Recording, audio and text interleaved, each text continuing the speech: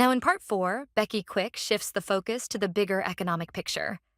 Buffett shares his views on the US dollar as the world's reserve currency, the Federal Reserve's actions under Jerome Powell, and the surprising fragility of the banking system. Here's part 4. Did you know that the US dollar has been the world's reserve currency for nearly 80 years? But here's the thing. What happens if that status ever comes into question? Today, we're diving into Warren Buffett's thoughts on the dollar, the Federal Reserve, and the stability of the banking system. That's a big question, and it's one that Buffett has a lot to say about. He's always been focused on the long-term implications of economic policies, and his insights on these topics are as sharp as ever. Where should we start? Let's start with the dollar's role as the global reserve currency. Buffett made it clear that if he were in charge of the Federal Reserve, though he quickly said he wouldn't want the job, his top priority would be to maintain the dollar's status as the world's reserve currency. He even praised Jerome Powell's actions during the pandemic, comparing him to Paul Volcker, who's often considered one of the greatest Fed leaders in history. That's a bold comparison.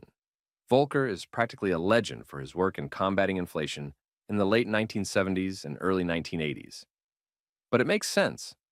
Maintaining the dollar's reserve currency status is absolutely critical. If that were ever to falter, the global implications would be massive. What did Buffett say about Powell's actions during the pandemic? He credited Powell with acting quickly and decisively in March 2020 when the pandemic was wreaking havoc on financial markets. Buffett said that if Powell had waited even a few more weeks, the situation could have spiraled into a disaster. He likened it to a line of dominoes. Once they start falling, they topple faster than anyone expects. Powell's actions, like slashing interest rates to near zero and launching massive asset purchase programs, helped stabilize the system before it could collapse. That's really interesting.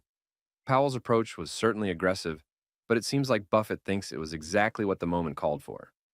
What about the comparison to Volcker? Didn't Volcker face a completely different kind of crisis, with runaway inflation in the late 1970s and early 1980s? Exactly. Volcker's challenge was inflation, whereas Powell was dealing with a global pandemic and the fear of a financial meltdown. Buffett acknowledged the differences but said Powell's actions were just as bold and impactful as Volcker's. He even called Powell one of his heroes at the Fed, alongside Volcker. That's high praise, especially coming from someone like Buffett. Speaking of inflation, what's his take on that? I know it's been a hot topic lately, especially with debates about whether the Fed has been too slow to act. Buffett's perspective on inflation is pretty straightforward. He's not a fan of the Fed's 2% inflation target. In fact, he wishes they had a zero inflation target. He explained that even a modest 2% inflation rate compounds dramatically over time, eroding wealth. He said it's like telling people that if their money earns less than 2%, they're losing purchasing power. And if they have to pay taxes on that 2%, they're falling even further behind. That's such a compelling argument. Inflation might seem small in the short term, but over decades, it can really add up. It's like this invisible force slowly chipping away at your savings. Did he tie this back to his broader concerns about the banking system? He did. While inflation is definitely a concern, Buffett said his primary focus is on the stability of the banking system. He described it as both strong and fragile. For example, he mentioned J.P. Morgan, which handles $10 trillion of business daily, much of it unsecured credit. He acknowledged that institutions like J.P. Morgan are incredibly sophisticated, but he also pointed out how interconnected and vulnerable the system can be during times of crisis. That reminds me of the 2008 financial crisis. Did he draw any parallels between then and now? Absolutely. He recalled how, during the 2008 crisis, even the most robust financial institutions were in a state of panic. He said that when things get bad enough, even the biggest investment banks stop answering their phones or start quoting prices with all kinds of conditions attached. He likened it to yelling, "Fire," in a crowded theater. When panic sets in, it's almost impossible to stop. That's such a vivid analogy. It really captures how fear can spread like wildfire in the financial markets. So, how does Buffett prepare for these kinds of situations? His approach is all about liquidity and safety. He said Berkshire Hathaway always keeps a significant amount of cash on hand and holds short-term treasury bills. He avoids money market funds and commercial paper, which he sees as less reliable in extreme situations.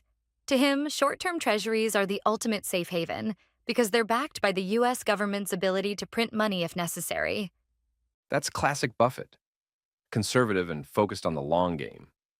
But what about his thoughts on broader economic risks, like the rise of private credit and shadow banking?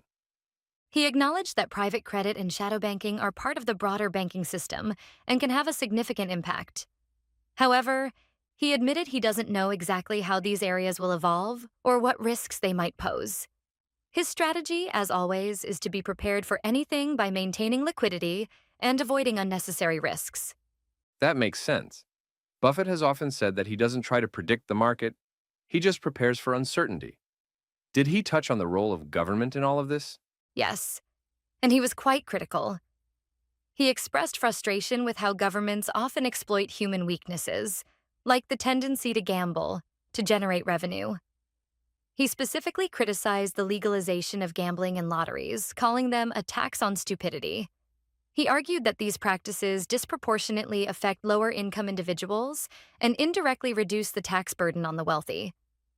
That's a strong stance, but it aligns with his broader philosophy of fairness and responsibility. It's interesting how he ties these societal issues back to the economy and investing. It is. He even shared a personal anecdote about visiting Las Vegas on his honeymoon in 1952. He was struck by how many well-dressed, seemingly intelligent people were gambling away their money on slot machines. He said it made him realize the enormous opportunities in America, where entire industries are built on people doing mathematically foolish things. That's such a classic Buffett story, observing human behavior and drawing big picture insights from it. Did he offer any advice for individual investors? He did. His advice was simple but powerful. Buy a diversified group of stocks and hold them for the long term. He said American capitalism works, and betting against it doesn't. However, he lamented that most people lack the patience to stick with this strategy because they're tempted by the allure of quick gains. That's timeless advice. It's so easy to get caught up in the noise of the market and lose sight of the bigger picture. Did he have any final thoughts on the role of the government in shaping economic behavior? He emphasized that governments should not exploit their citizens or treat them as fools. He said he's not angry at people who make poor financial decisions because it's human nature, but he is angry at governments that profit from those decisions. He called for a more compassionate and ethical approach to governance.